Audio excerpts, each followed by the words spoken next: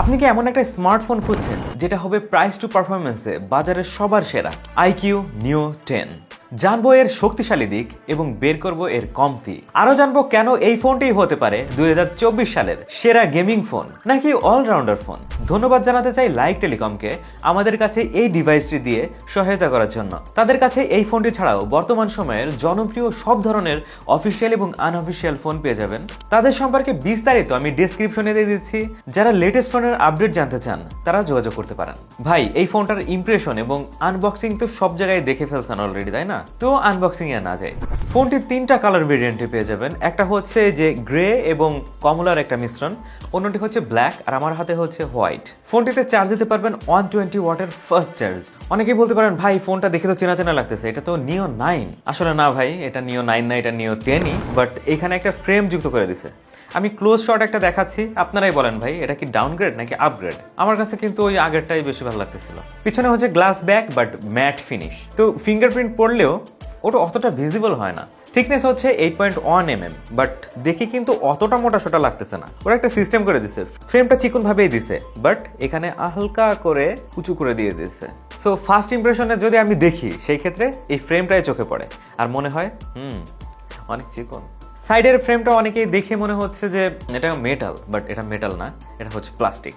Just brush finish দেওয়া হয়েছে আর মেটালের কালার দেওয়া হয়েছে আর কি। দেখতে কিন্তু খারাপ লাগতেছে না, প্রিমিয়ামই লাগতেছে। উপর দিকে থাকছে আয়ার ব্লাস্টার এবং হচ্ছে একটা সেকেন্ডের মাইক্রোফোন। তো বুঝতেই পারছেন সেকেন্ডের মাইক্রোফোন কতটা প্রয়োজন আমাদের। আর ফোনটিতে NFC সাপোর্ট রয়েছে, তো জিনিসটার ফায়দা লুটতে পারবেন, বাট বাংলাদেশের জন্য এই জিনিসটা আইডিয়াল না। নিচের দিকে থাকছে type C port, main speaker, main microphone এবং সিম কার্ড ট্রে।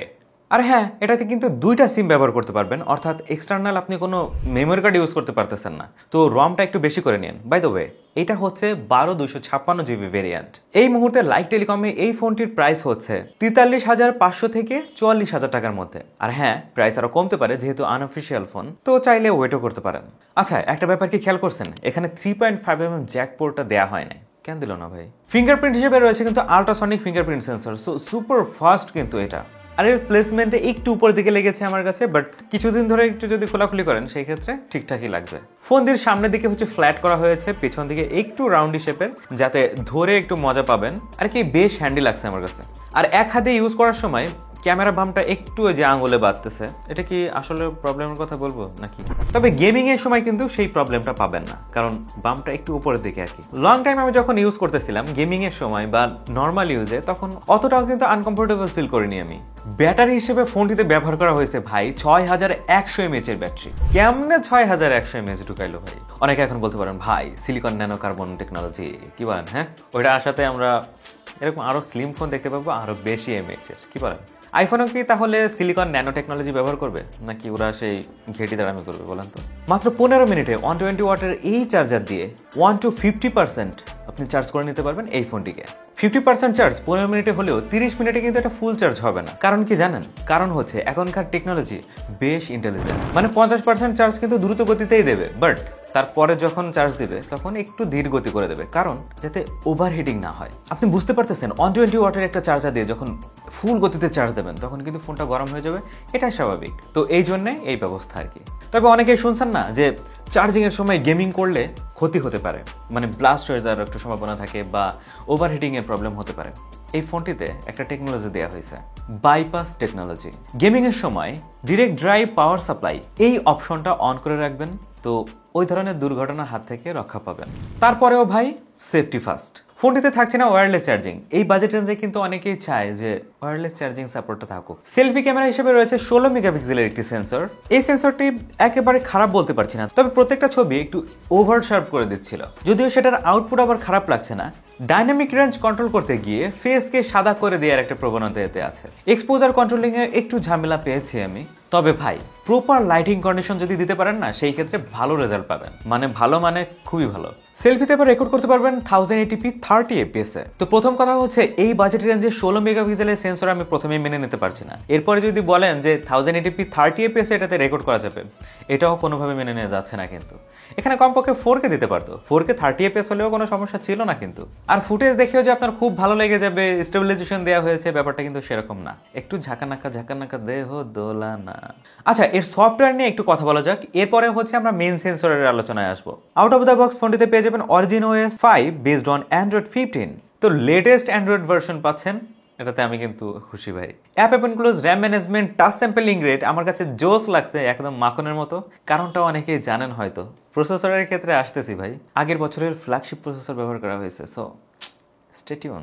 আরেকটা ব্যাপার কি, আপনি যখন টাইপিং করবেন তখন হ্যাপটিক ফিডব্যাকের ফিল পাবেন খুব ভালোই, মানে জিনিসটা ভালো লাগছে আমার কাছে। এবার চলুন এর মেন সেন্সরের যে ক্যামেরা সেটাতে কি কি পাচ্ছেন সেটা জেনে নেই। প্রাইমারি সেন্সর হিসেবে রয়েছে 50 মেগাপিক্সেলের একটি সেন্সর, যেটা কিনা সনির IMX921। একেবারে খারাপ বলতে পারছেন না, কিন্তু ভালোই। সাথে রয়েছে ওআইএস সাপোর্ট, সো বুঝতে পারছেন বেশ স্টেবল ভিডিও পেতে পারেন। ছবির কোয়ালিটি এক দেখাতেই ভালো লেগে যাবে, সেটা বলুন কালার বা ডিটেল। কালারটা একটু পপ আপ করে, তবে এর এক্সপোজার কন্ট্রোল বেশ ভালো ছিল। আপনি যদি একটু জুম করেও দেখেন সেই ক্ষেত্রেও বেশ ভালো ডিটেল পাবেন। মাঝে মাঝে ক্রিটিক্যাল সিচুয়েশনে ডিটেলের ঘাটতি চোখে পড়তে পারে, তবে ডাইনামিক রেঞ্জে বেশ ভালো পেয়েছি। আকাশের সাথে সাবজেক্টের বেশ ভালো কম্বিনেশন দেখাচ্ছিল ফোনটি। কিছু কিছু ছবি আপনার কাছে মনে হবে ওরে বাবা, এ তো খুব ন্যাচারাল একটা ছবি। আসলেও তাই, কিছু কিছু ছবি দেখে আসলেও মনে হবে যে এটা জীবন্ত একটা ছবি। আলট্রাওয়াইড এবং মেইন সেন্সরের ছবির কালার ব্যালেন্স একই টাইপের লেগেছে, তবে মেইন সেন্সর তুলনামূলকভাবে একটু বেশি কালার বুস্ট করে। অন্যদিকে আলট্রাওয়াইড সেন্সরের এক্সপোজারে একটু সাদা করে দিয়েছে। আলট্রাওয়াইড সেন্সরের যে ছবি দেখতে পাচ্ছেন সেটা ছিল 8 মেগাপিক্সেলের একটি সেন্সর, যেটা কিনা OV08D10। নাইট মোডের ছবিও আমার কাছে ওভারঅল বেশ ভালো লেগেছে, তবে প্রাইমারি ক্যামেরার ছবি আপনাদের কাছে বেশি ভালো লাগবে। ইজিলি বুঝতে পারছেন ডিটেল বেশি। আলট্রাওয়াইডের ছবির মিডল পয়েন্টে ক্লিয়ার হলেও ছবির যে কর্নার এরিয়া সেখানে কিন্তু ডিটেল খুবই কম ছিল। অন্যদিকে মেইন সেন্সরের হাইলাইট কন্ট্রোলটা বেশ ভালো ছিল। নয়েজ তুলনামূলকভাবে কম পেয়েছি, ডিটেল বেশ ভালো ছিল। সো বুঝতেই পারছেন নাইট মোডের ছবি ইজিলি কাজে লাগাতে পারবেন। আর যদি পোর্ট্রেটের কথা বলি, এখানে আপনি 24mm, 35mm এবং 50mm এর ছবি তুলতে পারবেন, যা যথেষ্ট ভালো ছিল। যথেষ্ট ভালো ছিল এর জন্য বললাম, এটা হচ্ছে পারফরমেন্স কেন্দ্রিক একটি ফোন। আপনারা জানেন ওইভাবে তুলনা করলে না ছবির কোয়ালিটি এতটাও ভালো আসার কথা ছিল না, সেই তুলনায় বেশ ভালো ছিল। অনেক সময় আমাদের বলতে শুনবেন 24mm এর ছবি তেমন একটা ভালো না, 35mm এবং 50mm এর ছবি বেশ ভালো পেয়েছি। এই ফোনের বেলায় সবগুলো লেন্স থেকে আপনি ইউজেবল ছবি পাবেন। আশা করছি সবারই ভালো লাগবে, সেটা ইনডোরে প্রপার লাইট কন্ডিশনে হোক বা আউটডোরে ক্রিটিক্যাল সিচুয়েশনে। 35mm এবং 50mm এই দুটা লেন্সে পেয়েছি জোস লেভেলের আউটপুট। এজ ডিটেকশনে যে পারফেক্ট ছিল সেটা বলবো না, তবে আপনাকে খুশি করার মতো যথেষ্ট ক্ষমতা রয়েছে এই লেন্সগুলোতে, যা হয়তো বা এই ক্যামেরা স্যাম্পল দেখে আপনারাও বুঝতে পারছেন। পেছনে যে ব্লারটা দেখতে পাচ্ছেন সেটাও আমার কাছে ক্লোজ টু ন্যাচারাল লেগেছে, অর্থাৎ ডিএসএলআর ক্যামেরায় যেমনটা আসার কথা সিমিলার টাইপের লেগেছে আমার কাছে, সেটা নিয়ে নো কমপ্লেইন। ভিডিও করতে পারবেন সর্বোচ্চ 8K 30fps এ, তবে 8K 30fps এ স্টেবিলাইজেশন কিন্তু থাকছে না। তবে আপনি যদি ট্রাইপডে রেখে শুট করতে চান সেই ব্যাপারটা কিন্তু ভিন্ন। তবে 4K 60fps ভাই মাথা নষ্ট ছিল, মারাত্মক লেভেলের স্টেবল যেমন ছিল, এক্সপোজার কন্ট্রোলিংও বেশ ভালো ছিল। তবে বেশ কিছু জিটার খেয়াল করবেন, মানে বেশি ঝাঁকানাকা লাগলে একটু গ্লিচ দেয় আর কি। ওই জিনিসটা মেনে নিতে পারলে এর ফুটেজ আপনার কাছে বেশ ভালো লাগবে, বিশেষ করে 4K 60fps। ডিসপ্লে হিসেবে পাচ্ছেন 1.5K রেজলিউশনের 6.78 ইঞ্চির 144Hz এলটিপো অ্যামোলেড প্যানেল, যেটা কিনা 1 বিলিয়ন কালার সাপোর্ট করে। এমনিতেই অ্যামোলেড আরো 1 বিলিয়ন কালার সাপোর্ট, সো বুঝতেই পারছেন কতটা কালারফুল একটা ডিসপ্লে পাচ্ছেন এই ফোনটিতে। আরো সাপোর্ট করছে HDR10+। ফোনটিতে রয়েছে 4500 নিটস পিক ব্রাইটনেস, 453 হচ্ছে পিপিআই। ভাই মানে এত লোভ দিলে হয় ভাই বলেন। ফোনটি যখন আপনি স্ক্রলিং করবেন না তখনই ফিল করবেন যে 144Hz এর যে মজাটা সেটা ফিল করতে পারবেন, বাট সব জায়গায় কিন্তু 144Hz এর সাপোর্ট পাবেন না। আমি ইউএফও টেস্টে দেখেছি যে 120Hz পর্যন্ত সাপোর্ট করে, সব অ্যাপের ক্ষেত্রে সমান মাপের রিফ্রেশ রেট দিচ্ছে না। তবে যেহেতু এটাতে অপশন দেওয়া হয়েছে, ইন রিয়েল টাইমে আমার কাছে বেশ ভালো লেগেছে, বেশ স্মুথ পেয়েছি এর টাচ রেসপন্স বলেন বা স্ক্রলিং সবগুলোতেই। তবে এত যে পিক ব্রাইটনেসের কথা বলো না, এগুলো সবকিছু কিন্তু আমার কাছে গিমিকি মনে হয়, বুঝছেন। আপনি এটাতে সর্বোচ্চ যদি হেভি সানলাইটে যান সেক্ষেত্রে 1150 মতো পিক ব্রাইটনেস পাবেন। তবে সত্যি বলছি, যদি 800 থেকে 1000 মধ্যেও থাকে তাও কিন্তু দেখতে পারবেন, তবে 800 হলে অনেক কম হয়ে যায়, যদিও 1000 হলে একদম পারফেক্ট। আর এইটা তো ইজিলি ভিজিবল, সো ওটা নিয়ে কোনো কমপ্লেন থাকছে না কিন্তু। তবে এই ফোনটিতে থাকছে কিন্তু স্টেরিও সাউন্ড। যারা কন্টেন্ট ওয়াচ করবেন বা যারা গেমার রয়েছেন তাদের জন্য কিন্তু এই সাউন্ডটাই বেশ ভালো ফিল দিবে। তবে ডেডিকেটেড ভাবে আপনি সেকেন্ডারি কোনো স্পিকার কিন্তু পাচ্ছেন না, এটা হচ্ছে এয়ারপিসের যে স্পিকার সেইখানে বাজবে। সো বুঝতেই পারছেন নিচেরটা একটু বেশি বাজবে, উপরটাকে কম। তবে ভালোভাবে ম্যাচ করা হয়েছে, শুনতে খারাপ লাগছে না। ফোনটিতে প্রসেসর হিসেবে রয়েছে লাস্ট ইয়ারের flagship processor Snapdragon 8 Gen 3। So কম বেশি এর পারফরমেন্স বা ক্ষমতা সম্পর্কে আপনারা যারা টেক ইনথুজিয়াস্ট রয়েছেন তারা কিন্তু বেশ ভালোই কল্পনা করতে পারতেছেন বা ফিল করতে পারতেছেন ভাই এটার মধ্যে কি জিনিস দেওয়া হয়েছে। সত্যি বলতে এই ফোনটাতে যেই সেট আপ দেওয়া হয়েছে না ভাই, 12/256 GB র্যাম, আবার এইরকম একটা প্রসেসর, আপনি যেই গেম দেন না কেন এ কিন্তু জাস্ট খেয়ে ফেলবে। ফোনটির র্যাম টাইপ হচ্ছে LPDDR5X, আর স্টোরেজ টাইপ শুনলে অবাক হবেন ভাই, UFS 4.1। কি এবার খুশি তো? পাবজিতে সর্বোচ্চ গ্রাফিক্স আলট্রা HDR এবং ফ্রেম রেট আলট্রা দিয়ে গেম প্লে করতে পারবেন, তবে গ্রাফিক্স স্মুথ দিলে ফ্রেম রেট এক্সট্রিম প্লাসে দিয়ে খেলতে পারবেন। মাথা নষ্ট।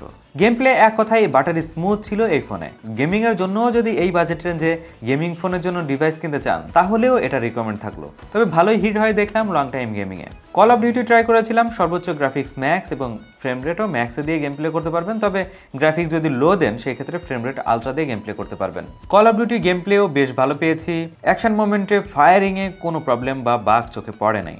গেনশন ইম্প্যাক্টও ট্রাই করেছি, বাই ডিফল্টে এর গ্রাফিক্স মুভমেন্ট বেশ ভালো ছিল। এই গেমটিও যখন লং টাইম খেলছিলাম তখন হিট ফিল হচ্ছিল। তবে গেমিং এর জন্য আপনি কিন্তু মনস্টার মোডটা অন করে নিতে পারেন, সেই ক্ষেত্রে বাকি সবকিছু অফ করে দিয়ে আপনার গেমিং এর জন্য যে অপশনটা অন করা লাগবে বা গ্রাফিক্স কোয়ালিটি এটা কিন্তু ও বাড়িয়ে দিচ্ছে, সো আপনি এটাতে ভালো ফিল পাবেন। এছাড়াও আরো বেশ কিছু গেম প্লে করেছে, যেমন FC মোবাইল, অ্যাসফাল্ট 9, সবগুলোতেই ভালো রেজাল্ট পেয়েছি। আর ফ্রি ফায়ার লাভারদেরকে বলছি উড়াধরা গেম প্লে করবেন, কোনো সমস্যা হচ্ছে না কিন্তু। এবার চলুন এক নজরে এর ভালো দিক এবং শক্তিশালী দিকগুলো দেখে নিই এবং এক নজরে এর কমতির দিকগুলো দেখে নিই। স্ন্যাপড্রাগন 8 Gen 3 ব্যবহার করা হয়েছে ফোনটিতে। গেমিং বলেন বা মাল্টিটাস্কিং এর জন্য এটা পারফেক্ট একটি চিপ। 144 হার্টজের অ্যামোলেড ডিসপ্লে ব্যবহার করা হয়েছে ফোনটিতে, যা বেশ কালারফুল। আর এর চিন আর বেজেল যদি লক্ষ্য করেন না ভাই, একদম সিমেট্রিক্যাল লাগছে আমার কাছে এবং বেশ ন্যারো, কিন্তু মানে যথেষ্ট। 120 ওয়াটের ফাস্ট চার্জিং সাপোর্ট রয়েছে ফোনটিতে। মাত্র 15 মিনিটের চার্জে এটা 50% উঠে যাচ্ছিল আর কি। 50 মেগাপিক্সেলের মেইন সেন্সর থাকছে এবং 8K 30 FPS পর্যন্ত আপনি রেকর্ড করতে পারছেন। সবশেষে হচ্ছে 6100 mAh এর ব্যাটারি ব্যবহার করা হয়েছে ভাই, মানে মাথা নষ্ট জাস্ট। এবার যদি আসি কমতির দিকে প্রথমে রয়েছে মেমোরি কার্ড ঢোকানোর কোনো অপশন থাকছে না। এত পাওয়ারফুল ফোন হওয়া সত্ত্বেও গেমিংয়ে কিন্তু সেই হিটিং ইস্যু ফিল পাচ্ছেনি। ফোনটিতে নেই কোনো IP রেটিং, নেই 3.5mm জ্যাক পোর্ট। একটা টেলিফটো লেন্স হলে ভালো হতো, দেয় নাই, ইটস ওকে, বাট আলট্রাওয়াইড যে সেন্সরটা দেওয়া হয়েছে না সেটা আর একটু বেশি মেগাপিক্সেল হলে ভালো হতো।